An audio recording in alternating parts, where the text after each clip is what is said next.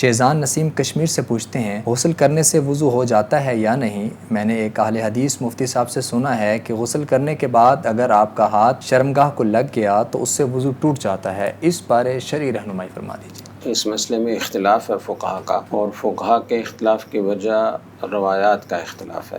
ایک حدیث حضرت بصرہ کی ہے، اس میں یہ ہے کہ من مس ذکرہ فلیتوضا۔ میں نے رسول اکرم صلی اللہ علیہ وسلم سے یہ سنا ہے کہ جو آدمی اپنے ذکر اپنے شرمگاہ کو ہاتھ لگا لے تو اسے چاہیے کہ وہ وضو کرے۔ دوسری طرف قیس بن طلق کی حدیث ہے، اور اس میں حضرت عبداللہ بن مسعود رضی اللہ تعالیٰ عنہ سے بھی روایت ہے، اور بھی کئی صحابہ اکرام سے مروی ہے۔ تو اس حدیث کا حاصل یہ ہے کہ آپ سے مس ذکر سے وضو کے بارے میں پوچھا گیا تو آپ نے فرمایا کہ لا، کوئی وضو کرنے کی ضرورت نہیں ہے، حل ہوا الا بضعۃ منک، وہ تمہارا یہ ایک ٹکڑا ہے۔ تو جیسے جسم کے کسی دوسرے حصے کو ہاتھ لگانے سے وضو پر کوئی اثر نہیں پڑتا، تو ایسے ہی جسم کے اس حصے پر ہاتھ لگانے سے بھی وضو پر کوئی اثر نہیں پڑتا۔ تو اب ان روایات میں ناسخ منسوخ کا قول بھی کیا گیا ہے، تطبیق کا بھی قول کیا گیا ہے۔ تو زیادہ بہتر یہ ہوتا ہے کہ جب نسخ کی تاریخ معلوم نہ ہو متعین طور پر تو تطبیق کا راستہ اختیار کیا جائے۔ تو اس لیے بہت سارے علماء نے تطبیق کا راستہ اختیار کیا ہے، اور وہ یہ ہے دو چیزیں ہیں۔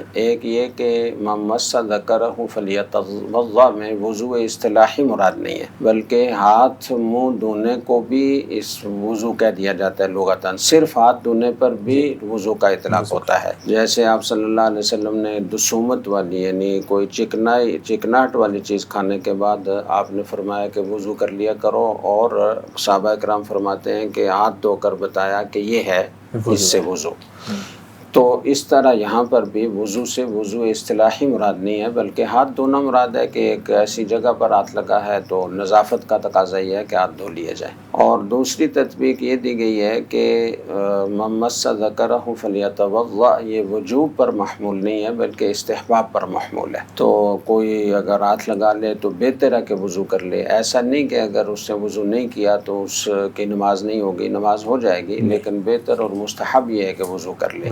تو اس طرح تطبیق اس میں دی جا سکتی ہے۔ ویسے اس میں بڑی دلچسپ بحثیں بھی ہوتی رہی ہیں، اور بات بہت لمبی ہو جائے گی، اس لیے میں ان کا ذکر نہیں کرتا، لیکن یہ کہ یہ ایک مسئلہ صحابہ کرام رضی اللہ تعالیٰ عنہ کے دور سے مختلف ہی چلا آ رہا ہے۔ اور ائمہ میں امام شافعی رحمہ اللہ تعالیٰ وہ وضو کے قائل ہیں کہ وضو ٹوٹ جاتا ہے، اور مس ذکر کے بعد وضو کرنا لازم ہو جاتا ہے۔ اور امام احمد بن حنبل رحمہ اللہ تعالیٰ کے متبعین میں سے بھی بعض حضرات کا یہ قول ہے، جبکہ امام ابو حنیفہ اور امام مالک رحمہ اللہ تعالیٰ فرماتے ہیں کہ اس سے وضو نہیں ٹوٹتا۔